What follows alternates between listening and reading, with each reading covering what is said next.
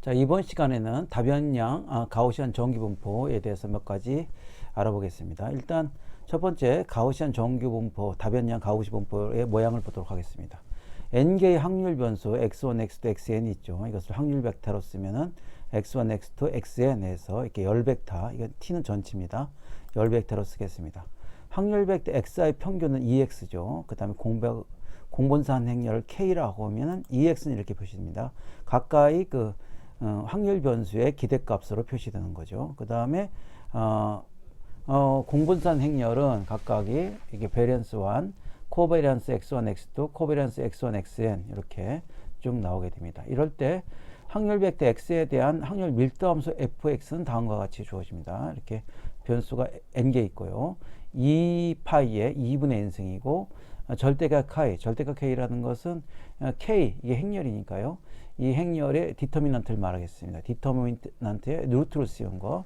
그 다음에 2는 아시는 거고요. 2분의 1에 마이너스 2분의 1에 x 마이너스 m의 t, k 인버스의 x 마이너스 m 이렇게 됩니다. 이건 한 거리를 나타내는 함수이기도 하죠. 사실은 이게. 자, 이렇게 표시되고요. 아주 구체적인 예를 들어서 알아보겠습니다. 이병량 변수가 두 개인 가우시안 분포를 한번 보겠습니다. n이 2인 경우죠. x가 xy 변수가 확률 변수가 두 개 있고요. 이때 기대값은 두 개가 나옵니다. m1, m2가 나오고 여기에 대해서 확률 x에 대한 확률 밀도 함수는 다음과 같이 정의되겠죠. 2파이 k의 2분의 1승에 이렇게 나오고요. 자, 일단 상관관계를 로 x로 이렇게 정의하겠습니다. 로 시그마 x분의 시그마 y 분의 코베런스 xy. 그래서 코베런스 xy는 뭐 이렇게 쓸 수 있겠죠. 자, 그러면 k는 베리언스 x, 베리언스 y고 코베런스 xy니까 시메트릭 매트릭스죠. 자, 그래서 요걸 쓰면은 이런 식으로 쓸 수 있습니다. 자, 여기에 대해서 디터미넌트를 직접 구해보면요. 뭐 디터미넌트 직접 구하면 되니까요.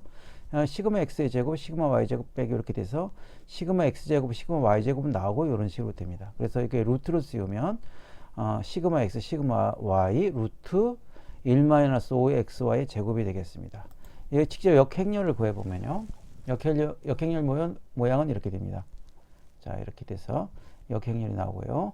직접 그래서 x-m의 전치에다가 k 인버스에 이걸 구해봤습니다. 직접 구해보면 어떤 모양이냐면 뭐 여러분들도 뭐 관심 있으면 직접 구해보셔도 되고요.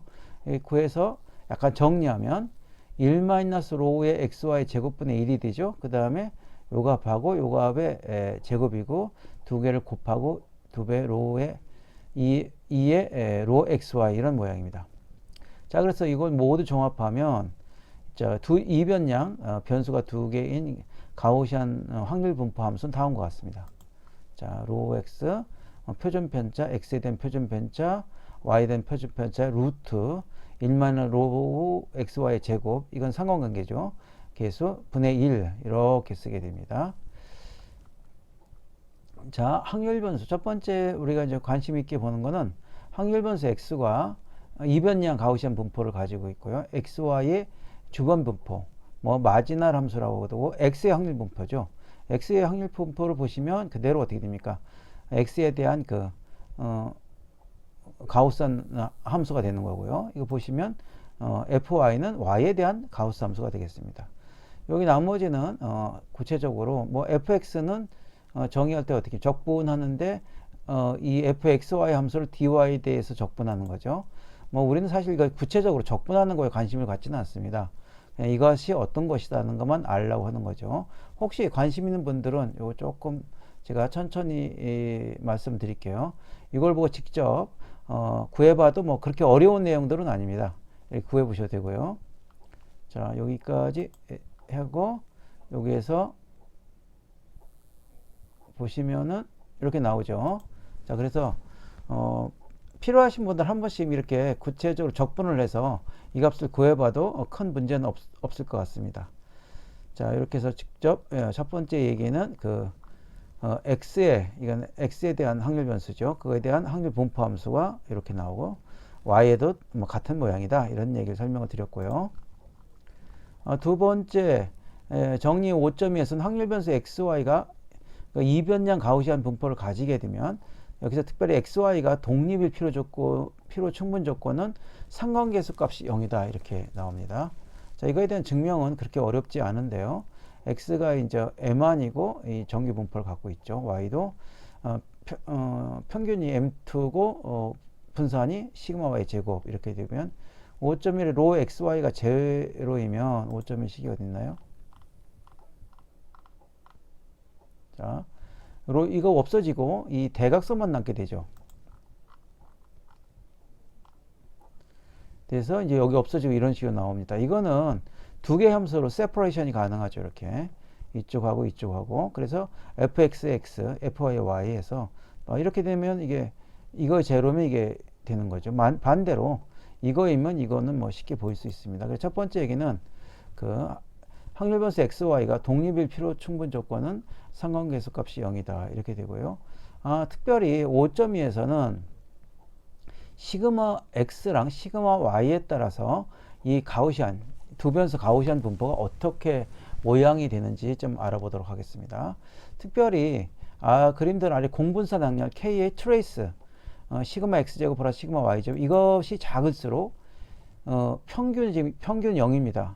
0을 중심으로 밀집된 분포를 이루고 있다. 이게 매우 중요한 개념입니다. 이제 칼반 필터를 공부하다 보면은 뭔가 평균을 중심으로 평균이 제로죠.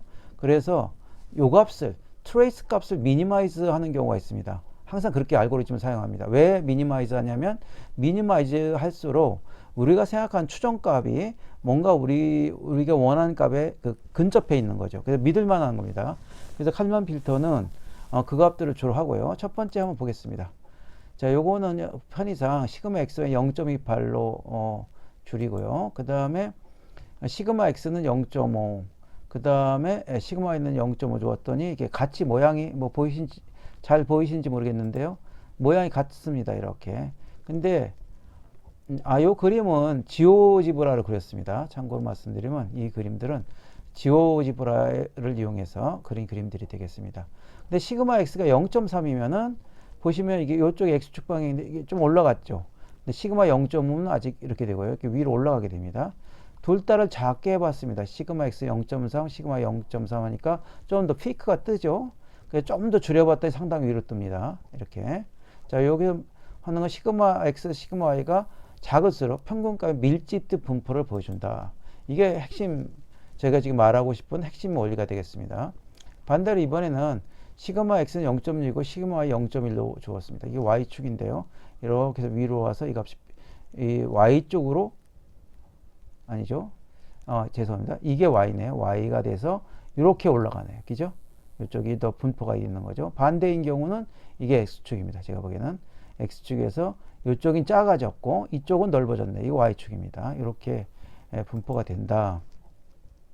자, 그래서 이 시그마 값이 작으면 그래프가 그쪽에서 이 값이 작아진다. 특별히 이제 여기서 한 번 더 강조하면요. 트레이스 값이 작아질수록 이 값이 평균에 밀집하게 분포를 이룬다. 그런 얘기입니다.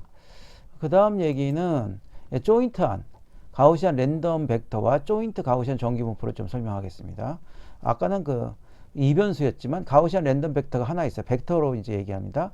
x1, x2고요. y가 y1, y2일 때 그럼 이제 이 두 개를 합쳐가지고 4변수 가우시안 분포를 가진다고 가정을 해볼게요. 자, 그러면 x는 이게 조그맣게 쓰고요. y는 이렇게 쓰고 이 x1, x2의 평균은 이렇게 쓰고요.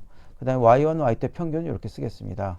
이럴 때 이제 각각의 공분산을 구해보면 k1은 이렇게 되고 이렇게 되겠죠. 그 다음에 k2는 이렇게 됩니다.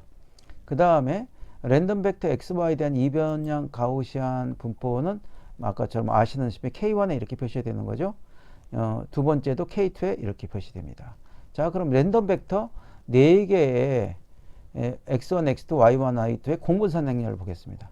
자, 보시면 바리언스 x1, 코베런스 x1, x2, 코베런스 x2, x1 이렇게 되어 있고요. 여기에 이제 y에 대한 코베런스 매트릭스가 있고 여기 섞인 게 있죠. 이쪽에 요만큼 이쪽에 섞인 게 있습니다. 이걸 또 한 번 더 쓰면 이렇게 쓰고 이렇게 쓰고 요거 없이 나오게 되는 거죠. 자, 그래서